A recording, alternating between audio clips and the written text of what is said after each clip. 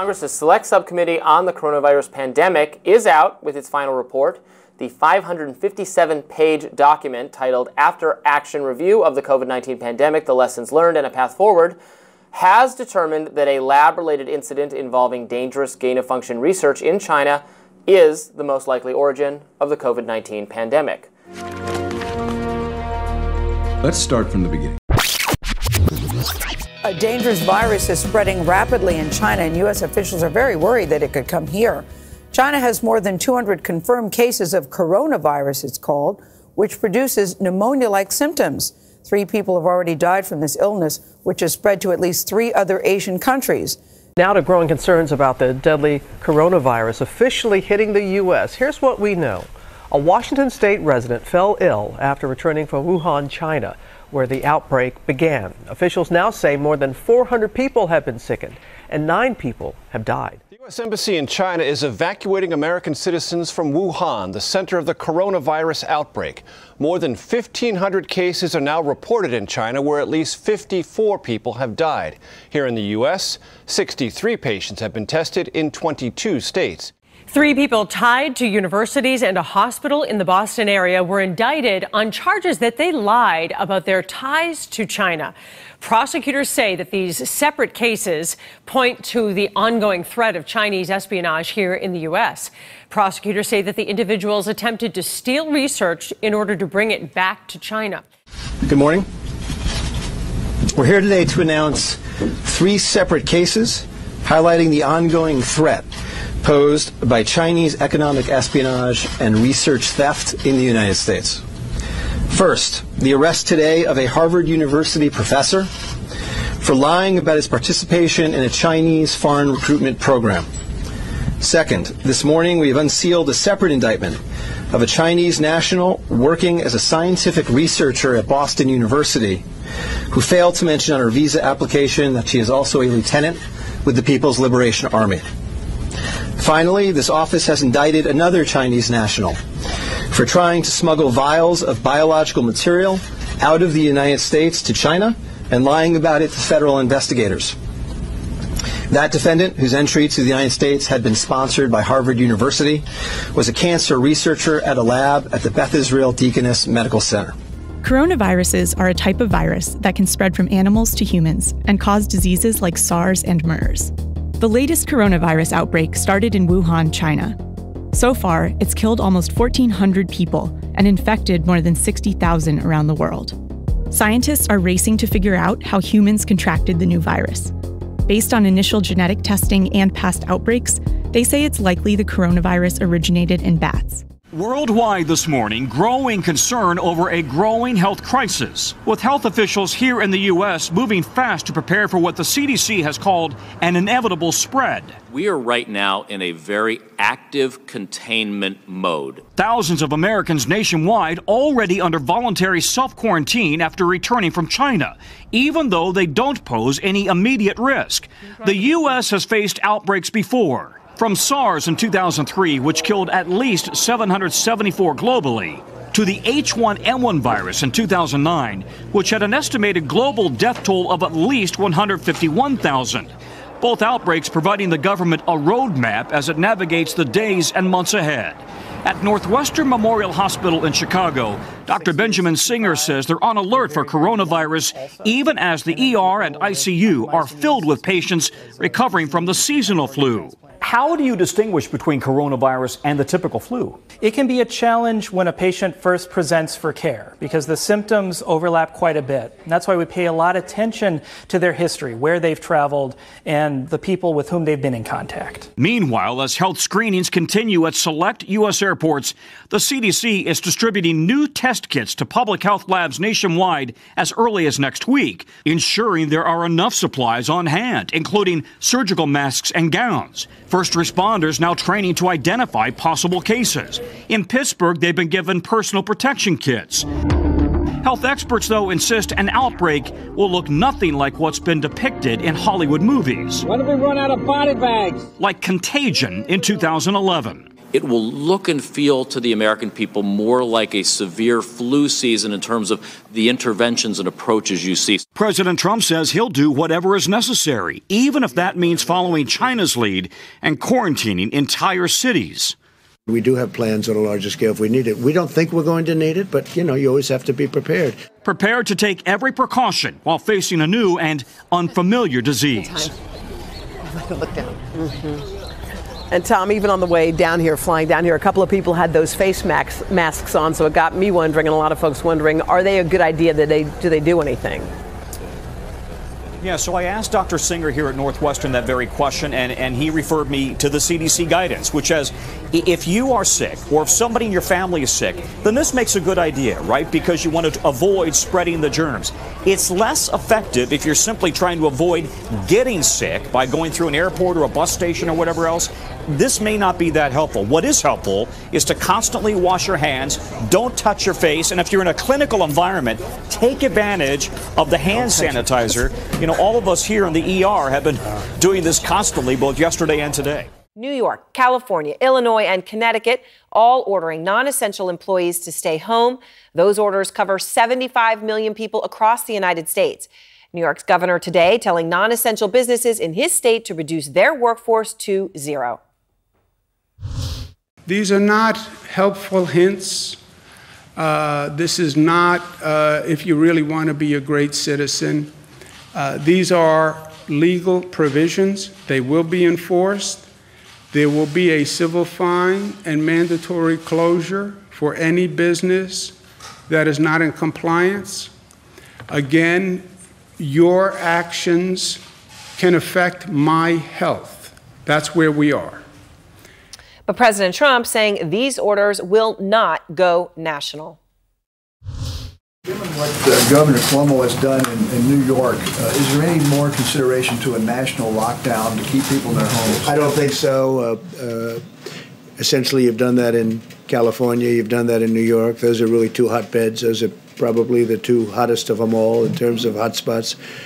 I don't think so, because you go out to the Midwest, you go out to other locations, and they're watching it on television, but they don't have the same problems. Fast-breaking developments in the coronavirus emergency in the U.S. and around the world. The number of cases soaring just today, more than 24,000 now nationwide. New Jersey today becoming the 6th state to close all non-essential businesses, joining California, New York, Illinois, Pennsylvania, and Nevada. More than 80 million Americans now told to stay at home. What nature has done is come up with a solution for binding that is better than any computer and ultimately better than what any scientist could come up with. So we know why scientists confidently say SARS-CoV-2 wasn't made in a lab. But that's not the end of the story. It's also been rumored that SARS-CoV-2 was a known virus that was accidentally leaked from a lab. Now, we can't say for certain this isn't the case, but it's highly unlikely. For one, this virus wasn't sequenced before January 2020. And if it was, the world would know, because the Wuhan Institute of Virology was specifically looking for something like this in order to protect the world from any outbreaks.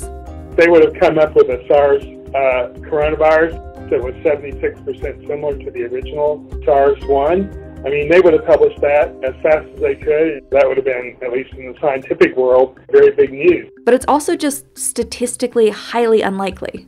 So just out in nature, there are literally millions of people that are having millions of encounters with these animals. And, we're talking about a handful, a few dozen maybe, in the whole world of scientists that go out and trap that. So just on the odds of the things, it's just a minuscule chance that it was this one scientist that accidentally infected himself in this very sophisticated laboratory setting. China is engaged in a massive, long-term campaign to steal U.S. research and technology for its own uses. They allege Lieber, who chairs Harvard's chemistry department, lied about his connection to the Chinese government, concealing a contract that paid him $50,000 a month and more than $150,000 in personal living expenses, all to set up a joint research lab with China's Wuhan University, unbeknownst to Harvard, through what's called the 1,000 Talents Plan, a program China created to bring U.S. researchers overseas, but what prosecutors say has been used as a ploy in the past to steal information.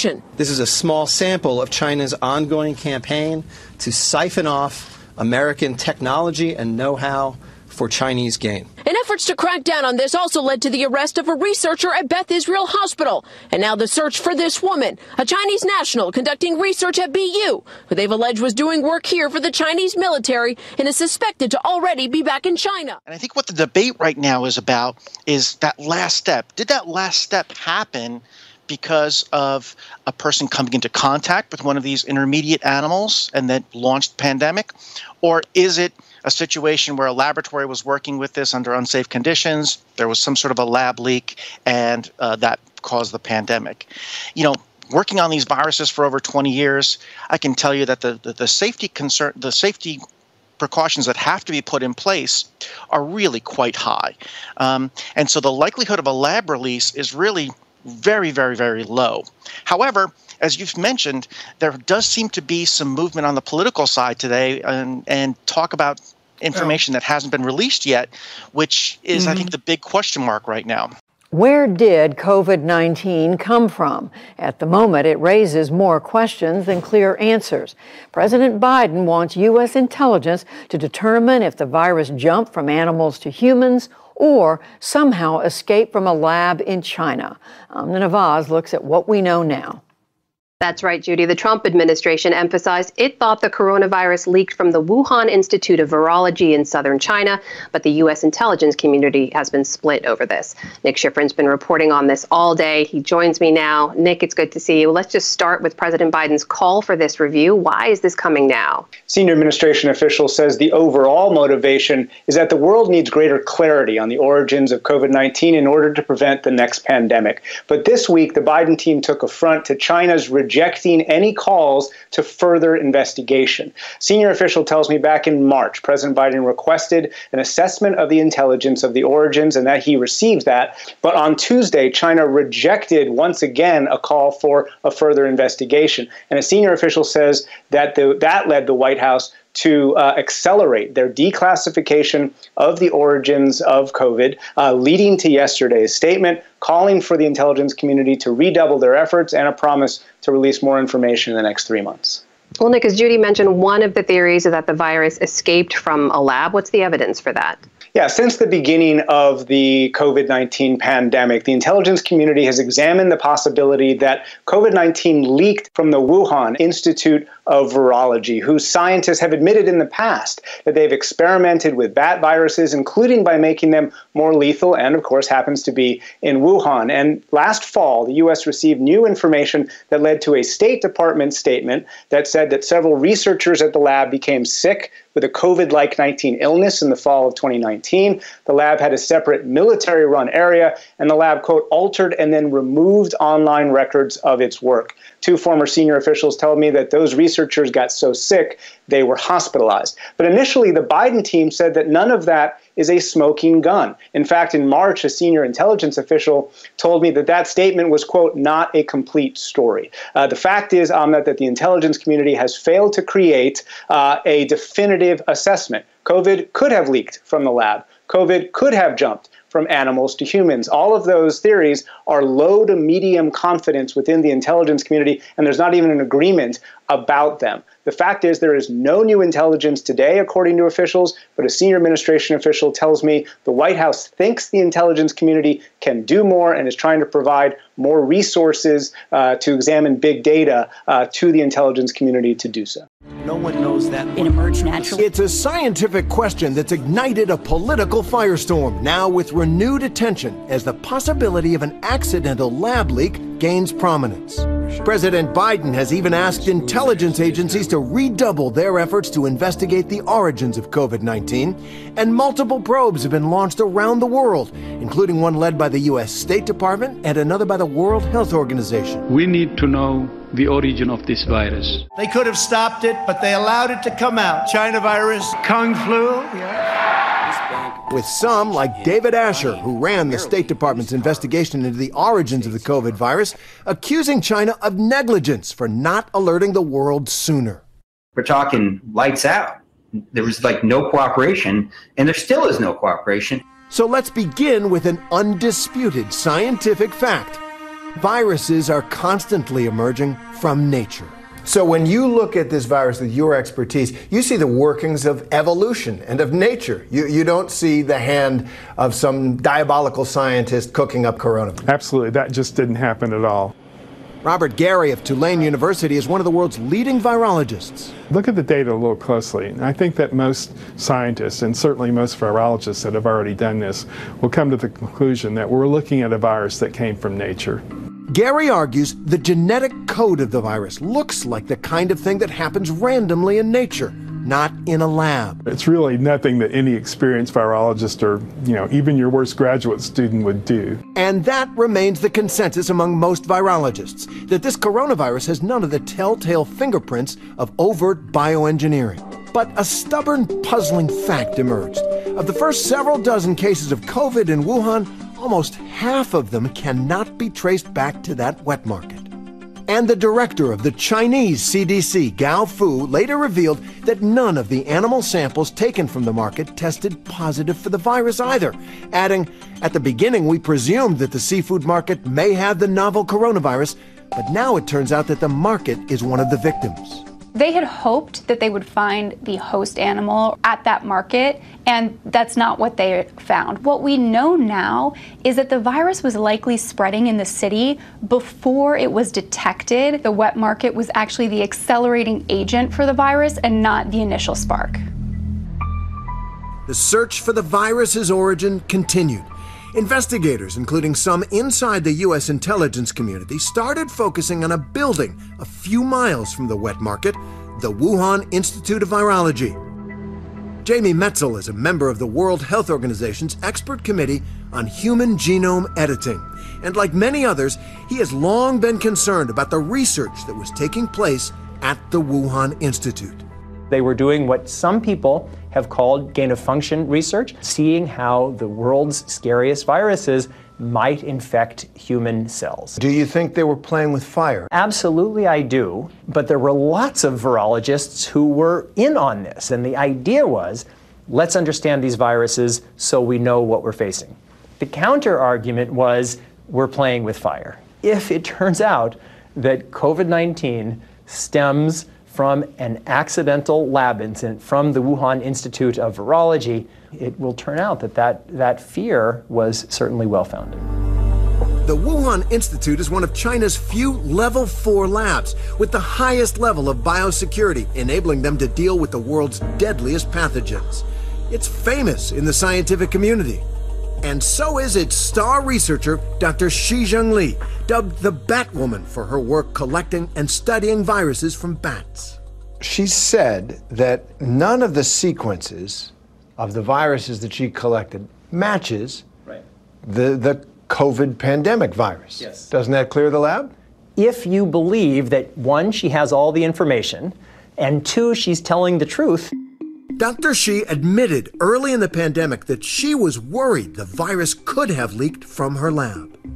She told an American Science journal that she remembers thinking, oh my gosh, if this is a bat coronavirus, could my lab and the samples that I've been working with be involved? When Xi Jinping learned that none of the samples that had been collected of this new virus and the earliest cases of coronavirus didn't match any of the samples that she and her team had sequenced from bat caves in years prior, she breathed a sigh of relief. The Wuhan lab had been collecting potentially deadly viruses for years, some from an abandoned copper mine in southwestern China.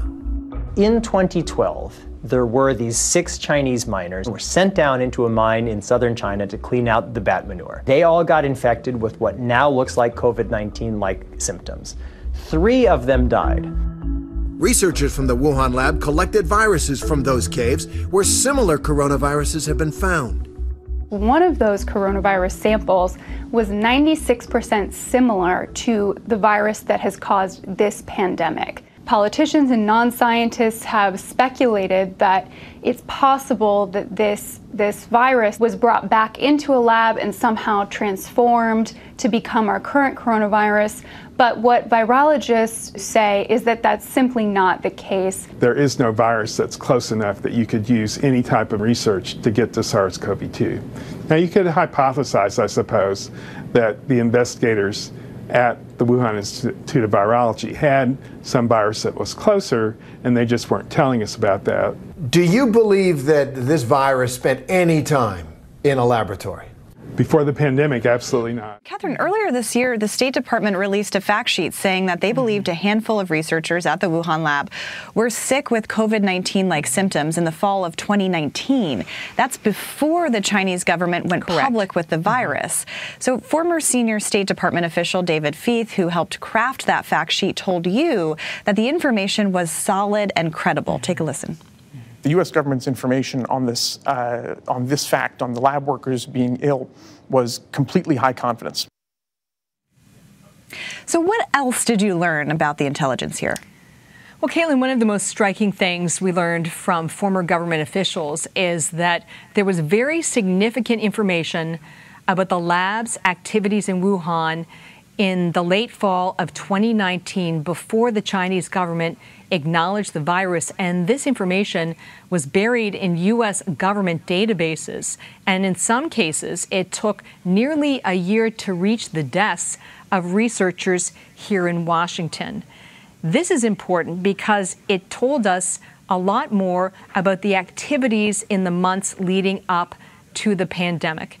And the second thing that we learned is that one of the government's top labs in this country, Lawrence Livermore, did a classified report that examined the likely origins of the virus behind COVID-19.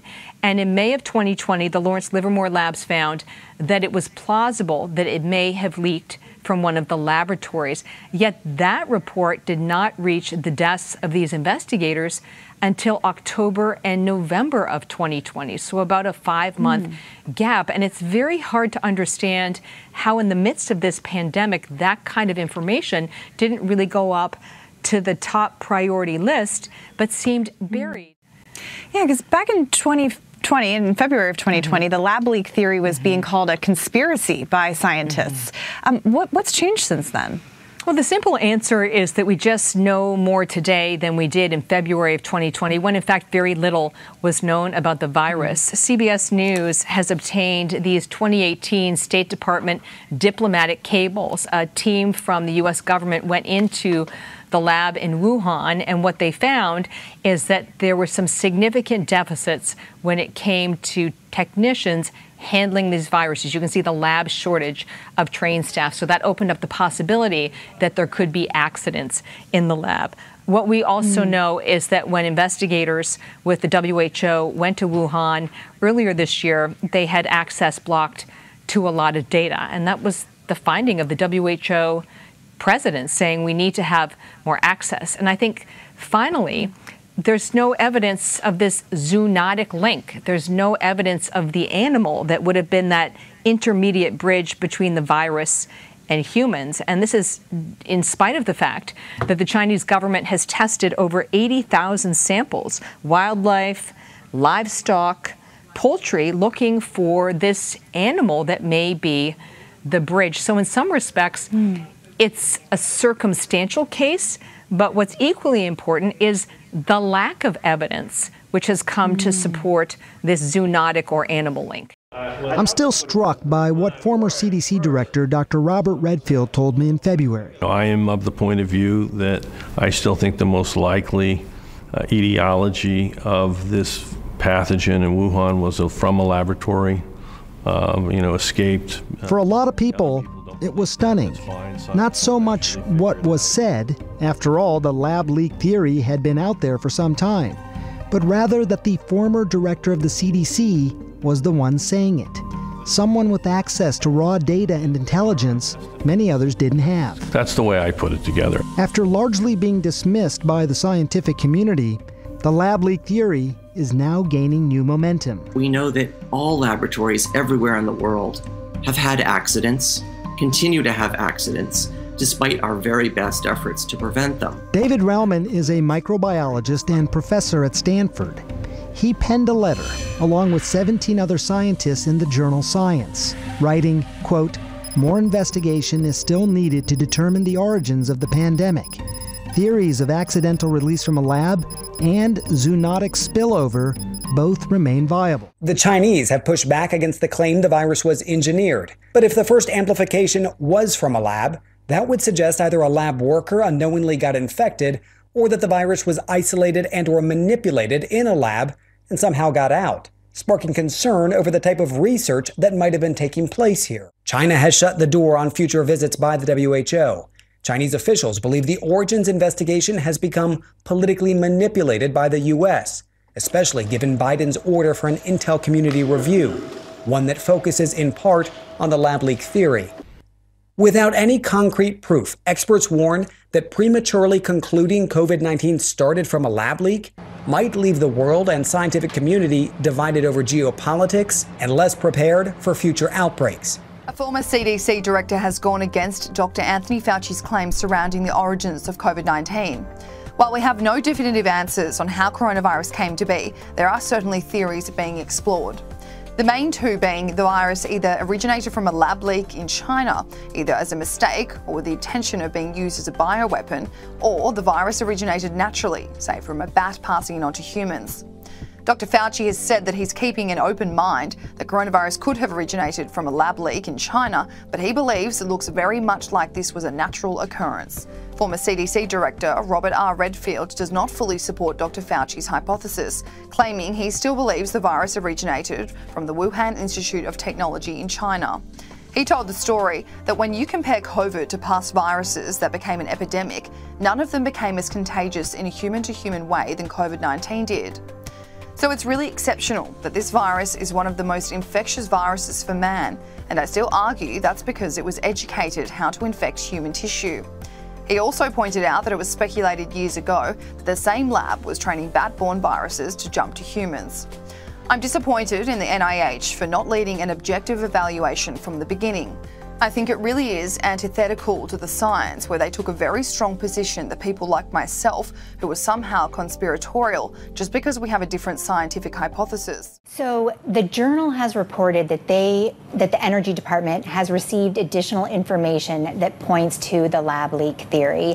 What specifically it is was not disclosed, but we do know that there is something that 3 years into the pandemic, there was a new piece of information that changed the perspective of the Energy Department in terms of what they believe caused COVID-19 to emerge. We do know that other government agencies are not on board in the U.S., that there are competing theories even among U.S. intelligence agencies. Whether they're going to get to some kind of conclusion about that is still to be determined, but the fact that there is new information coming 3 years in is pretty significant at this point. They are actually getting some criticism, some skepticism around some of these, the fact that they're not working with international bodies. And the argument is that if they didn't have anything to hide, they would be more collaborative. So people who were originally writing off many of these allegations as conspiracy theories are now starting to rethink it a little bit. So we'll have to see what goes on here in the days and weeks to come.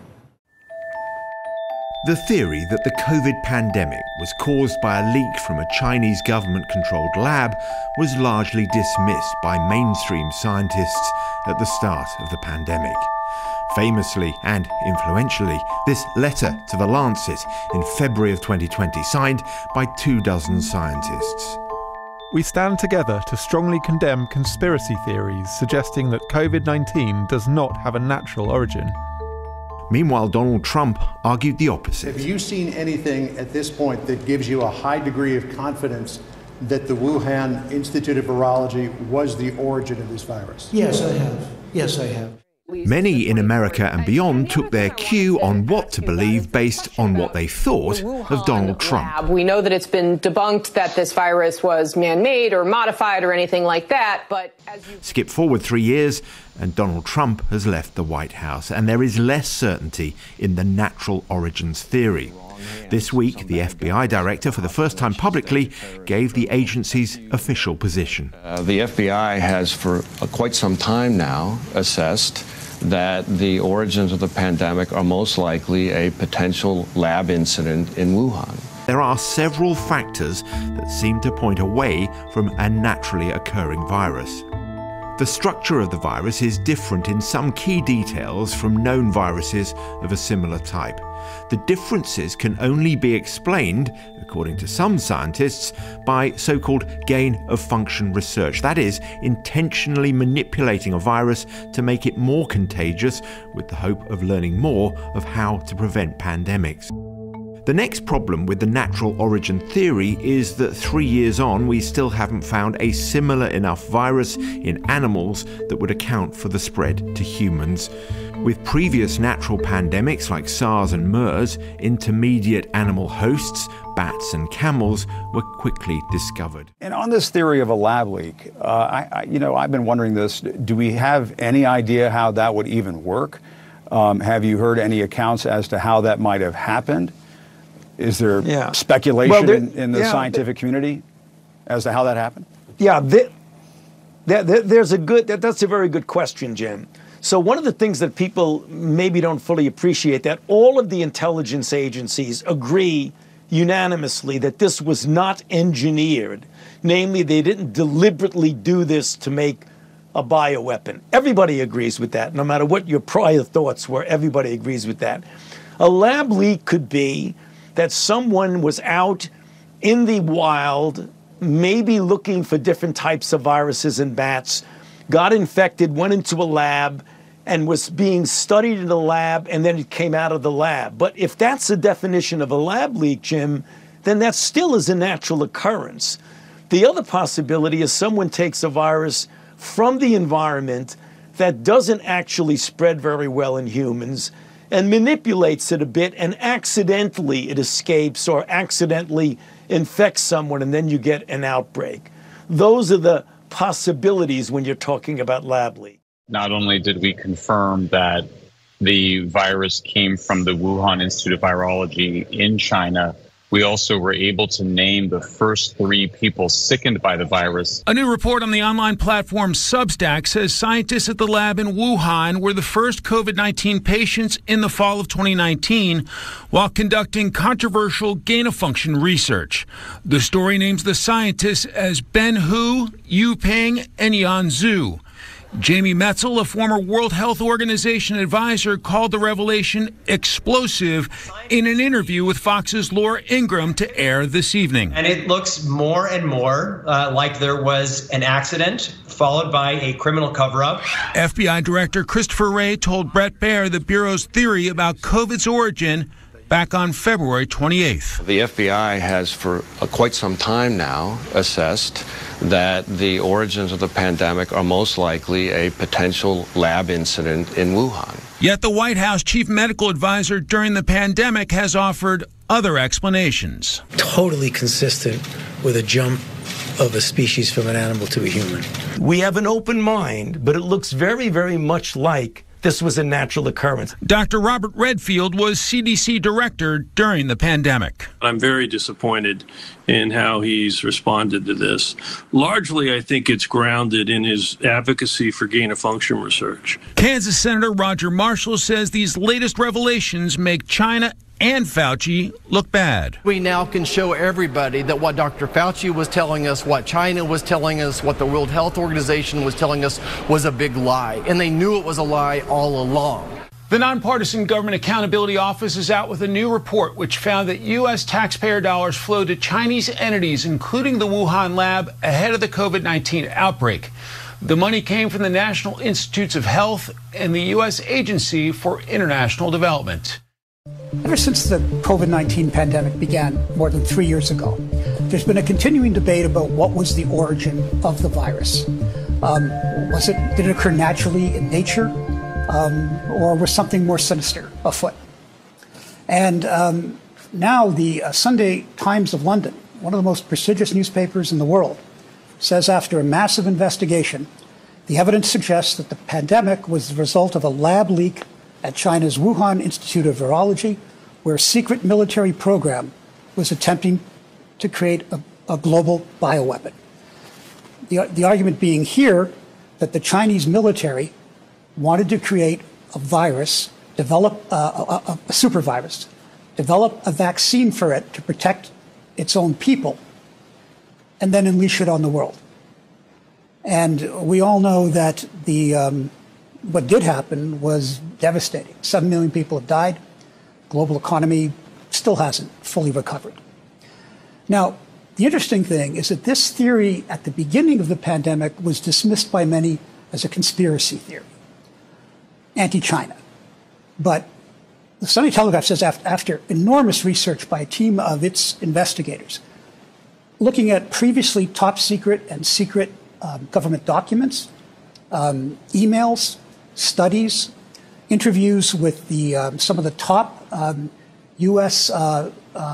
Virus investigators, that they've all come to the conclusion that this is the most likely thing that happened.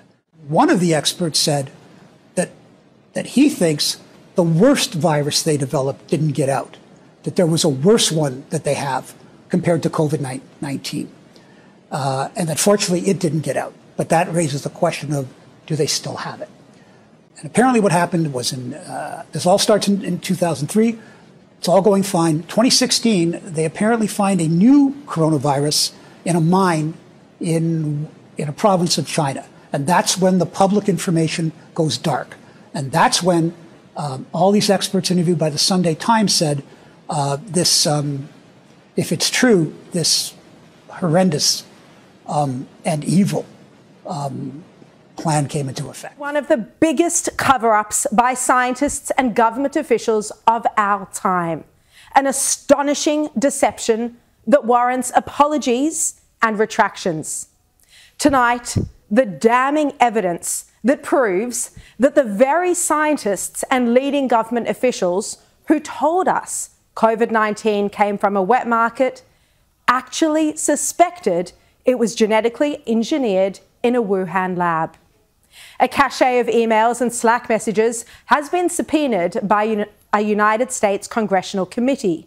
The US Select Subcommittee on the Origins of COVID-19 subpoenaed emails and Slack messages from the scientists who wrote a paper published in the prestigious journal Nature Medicine that said the virus had a natural origin. They insisted a laboratory leak was a conspiracy. The private correspondence shows how the group of international scientists, including from Australia, colluded to insist COVID-19 had a natural origin. Spurred on by Anthony Fauci, they would insist any likelihood of human error for this outbreak was a conspiracy theory. But that's not what they said privately. This is the most extraordinary revelation. Have a look at what these leading scientists, who would go on to call the lab leak a conspiracy, who would go on to tell governments, policymakers, journalists and intelligence agencies that COVID came from a wet market. Well, this is what those scientists said in private. Evolutionary biologist, University of Sydney's Edward Holmes said, and I quote, "Ian Lipkin just called, very worried about the furin cleavage site, and says that high-ups are as well, including in intelligence." He said, let's face it, unless there's a whistleblower from the Wuhan Institute of Virology who is going to defect and live in the West under a new identity, we are never going to know what happened in that lab. Never. Christian Anderson, another one of the authors of the Proximal Origins paper, said, "I think the main thing still in my mind is that the lab escape version of this is so friggin' likely to have happened because they were already doing this type of work and the molecular data is fully consistent with that scenario." He said, "I hate when politics is injected into science, but it's impossible not to, especially given the circumstances." In this private Slack conversation dated February the 1st, they also discuss whether to destroy the world, meaning say there's a lab leak, they're speaking metaphorically, based on their analysis. Another scientist, Andrew Rambeau, said, and I quote, "Given the shit show that would happen if anyone serious accused the Chinese of even accidental release, my feeling is we should say, given there is no evidence of a specifically engineered virus, we cannot possibly distinguish between natural evolution and escape, so we are content with ascribing it to natural processes. In another Slack message, Andrew Rambo said, "The whole thing is doing my brain in. I literally swivel day by day, thinking it is a lab escape or natural." Another scientist, Robert Gary, said, and I quote, "Transmitting a bat virus like RATG13 in HeLa cells and then asking your graduate student to insert a furin site would get you there." In another message, he said, "It's not crackpot to suggest this could have happened given the gain-of-function research we know is happening." And Anthony Fauci, who was the coronavirus advisor to both President Trump and then President Biden, and he's been a health advisor to generations of presidents, he said this in an email, and I quote, "They were concerned about the fact that upon viewing the sequences of several isolates of the new coronavirus, there were mutations in the virus that would be most unusual to have evolved naturally in the bats, and that there was a suspicion that this mutation was intentionally inserted. The suspicion was heightened by the fact that scientists in Wuhan University are known to have been working on gain-of-function experiments to determine the molecular mechanisms associated with bat viruses adapting to human infection, and the outbreak which originated in Wuhan." There are hundreds of pages of this stuff. As I say, it is damning. This is what these scientists were saying to each other in private. They've tried to stop many journalists and many organizations getting their hands on this correspondence under Freedom of Information laws, but now subpoenaed and obtained by a United States congressional subcommittee. And just a reminder about what these very scientists were saying in public. Well, they wrote an article published in the prestigious Nature Medicine journal. They called it "The Proximal Origins of SARS-CoV-2." It was published in March 2020. A draft was completed a month earlier. And in it, they insisted a lab leak was a conspiracy. They wrote, "Our analysis clearly show that SARS-CoV-2 is not a laboratory construct or a purposefully manipulated virus." When I started investigating the Wuhan Institute of Virology back in April of 2020, one of the scientists, Eddie Holmes, was quoted by Media Watch as saying that this was a conspiracy theory. Christian Anderson, another scientist, he publicly described suggestion the virus was genetically manipulated as a crackpot theory. He said that on the 3rd of February 2020, whereas I've just shown you what he was saying in private. And at the same time as this group was having discussions about whether the virus was, in fact, genetically engineered. Many of these scientists would go on to advise the intelligence community. And the Office of the Director of National Intelligence in the United States released a statement we now know is false. That statement in early 2020 said, "The intelligence community also concurs with the wide scientific consensus that the COVID-19 virus was not man-made or genetically modified." The former editor-in-chief of the Australian newspaper, Chris Mitchell, wrote in his column today, "Media Watch, the wider ABC and Channel 9 papers have produced one-sided coverage designed to reinforce the idea the virus spread from a wet market in the Chinese city of Wuhan rather than from a laboratory in the nearby Wuhan Institute of Virology." He wrote that ABC management should be asking Paul Barry and his team why it spent so much airtime in the past 3.5 years trying to suppress a story that looks increasingly probable. Chris Mitchell also, in his column today, quotes journalist Matt Taibbi as saying that the emails and the correspondence between the scientists show how health officials and scientists constructed perhaps the most impactful media deception of modern times, exceeding even the weapons of mass destruction fiasco. It seems that Anthony Fauci may have also played a role in censoring the scientists' suspicions, right? The suspicions that it could have originated from a lab leak. So going back to Christian Andersen, he wrote the following in an email on February 4th, 2020. The idea of engineering a bioweapon is definitely not going away, and I'm still getting pinged by journalists. I have noticed some of them starting to ask more broadly about lab escape, and for now, I have just ignored them. There might be a time where we need to tackle that more directly head on, but I'll let the likes of Jeremy Farrar and Tony Fauci figure out how to do that.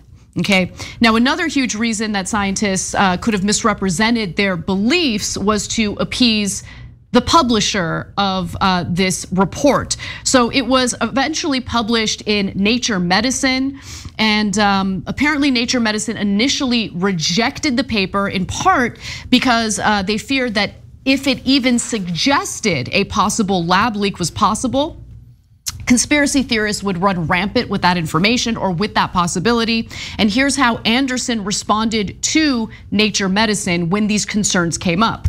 Andersen pushed back against the rejection, assuring the Nature editor that their project had started with the goal of beating back conspiracy theories, but that the data and evidence made it impossible. None of this helps refute a lab origin, and the possibility must be considered as a serious scientific theory, which is what we do, and not dismissed out of hand as another conspiracy theory. We all really, really wish that we could do that. That's how this got started, but unfortunately, it's not possible given the data. Again, that is a statement from Christian Andersen on February 20th of 2020. Ultimately, the authors conceded and they changed their work rather than stand by their suspicions. The authors edited their paper further to more strongly dismiss the possibility of a lab leak for its later submission to Nature Medicine. The journal's publication of the paper just a month later effectively ended debate for a year or more as to the origin of the pandemic. So I'm gonna read you one more devastating quote that shows you exactly where the problem came from. And then we'll talk about how you can tell whether scientists are telling the truth or not these days. And I hate that we're forced into that conversation because of the mistakes that these knuckleheads made. And knuckleheads is putting it politely. Anyway, here's another email that was discovered by the scientists. At the end, one of them writes, another says, anyway, it's done. Sorry the last bit had to be done without you. Pressure from on high. Okay, that's definitive. So that's government sources like Fauci and the others going, no, let's not say what's true. Let's put pressure on the scientists to skew the results in a certain way so people think that it is not from the lab. This morning, the CIA confirms it's looking into accusations that several members of an agency team tasked with COVID pandemic analysis were paid significant hush money to shift their position regarding the origins of the virus. Two Republican lawmakers have sent a letter to CIA Director William Burns claiming that a senior-level current agency officer came forward alleging the payoff. They say, according to the whistleblower, 7 officers were assigned to the CIA's COVID discovery team, and 6 of the 7 members of the team believed the intelligence and science were sufficient to make a low-confidence assessment that COVID-19 originated from a laboratory in Wuhan, China. The letter claims only one person on that team, who was most senior, believed that COVID could have been transmitted from animals to humans, but that to come to the eventual public determination of uncertainty, the other 6 members were given a significant monetary incentive to change their position. The whistleblower did not explain the payments or who might have made them. The CIA tells ABC News, we are committed to the highest standards of analytic rigor, integrity, and objectivity. We do not pay analysts to reach specific conclusions. The origins of COVID have been the subject of several congressional hearings. Former CDC Director Dr. Robert Redfield earlier this year testified he was excluded from discussions because he believed the lab leak theory warranted investigation. It was told to me that they wanted a single narrative and that I obviously had a different point of view. Dr. Anthony Fauci called that accusation untrue. In June, the Office of the Director of National Intelligence said the CIA and another agency were unable to decide on where they think COVID's origins lie, as both hypotheses rely on significant assumptions or face challenges with conflicting reporting. This new letter is asking for documents related to the COVID discovery team's creation, communications about COVID's origins, and records of any financial bonuses. Per the subcommittee, the 5 strongest arguments in favor of the lab leak theory include: 1, the virus possesses a biological characteristic that is not likely to be found in nature. 2, data shows that all COVID-19 cases stemming from a single introduction into humans. This runs contrary to previous pandemics where there were in fact multiple spillover events. 3rd, Wuhan is home to China's foremost SARS research lab, which has a history of conducting gain-of-function research at inadequate biosafety levels. 4, Wuhan Institute of Virology researchers were sick with a COVID-like virus in the fall of 2019, months before COVID-19 was discovered at the wet market. And 5, by nearly all measures of science, if there was evidence of a natural origin, it would have already surfaced. The findings state that EcoHealth Alliance nonprofit used American taxpayer dollars to facilitate gain-of-function research in Wuhan, China, and the proximal origin publication, which was used to discredit the lab leak theory, was prompted by Dr. Anthony Fauci to push the preferred narrative that COVID-19 originated in nature. The report also states that more than 160,000 businesses closed due to the COVID-19 pandemic, with 60% of those closures classified as permanent. Unemployment rates surged to levels not seen since the Great Depression, and children experienced historic learning loss, higher rates of psychological distress, and decreased physical well-being due to school closures. Reactions on X are pouring in, and some people are less than pleased, saying the report does not go far enough. Media pundit Jeff Carlson posted, "This report reads like a whitewash of Fauci, NIH, and the rest of our government, pinning most of the blame onto EcoHealth. Federal government was deeply involved in funding gain-of-function. Dasick's EcoHealth was simply the mechanism. We need a true accounting." Other users wrote, "When do the prosecutions start? The 4 years of trauma, 4 nasty cases of COVID-19 and damages accumulated by it. Nowhere is it expressly stated who will be held accountable for anything. None of this will matter unless actual humans are held accountable. With financial loss and imprisonment, Select Subcommittee on the Coronavirus Pandemic should be ashamed. Final report, this should just be the beginning." And I do appreciate the conclusions the report draws in terms of strengthening, bolstering the idea that this did in fact come from the lab, and pointing out to the numerous failures, the irresponsible behavior of EcoHealth Alliance. I agree that our own governments, our own agency, NIH, Fauci himself, have not properly been held accountable for greenlighting this this funding. The defense rests.